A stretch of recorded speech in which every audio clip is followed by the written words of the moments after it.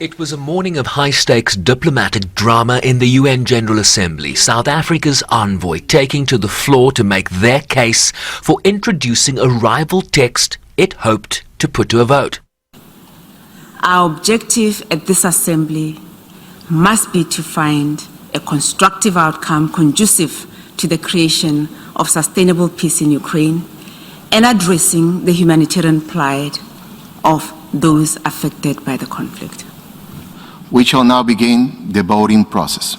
This intervention was followed by a vote on the first draft, which was adopted with an overwhelming majority of 140 member states, drawing 38 abstentions and 5 no votes from Russia, Belarus, Syria, Eritrea and the DPRK.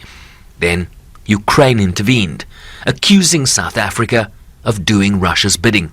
This text has never been a product of consultations with Ukraine, neither it is a product of cross-regional consultations, as was the case with the resolution just adopted by overwhelming majority.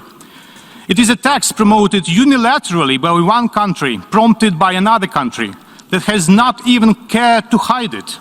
Ukraine's envoy then went on to describe his views on the South African draft resolution.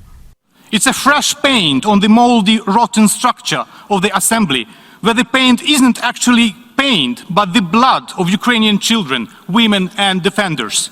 He then called for a no-action vote on whether to proceed to an actual vote on the South African draft, with the Assembly deciding by a 67 to 50 vote majority not to do so. 36 countries abstained.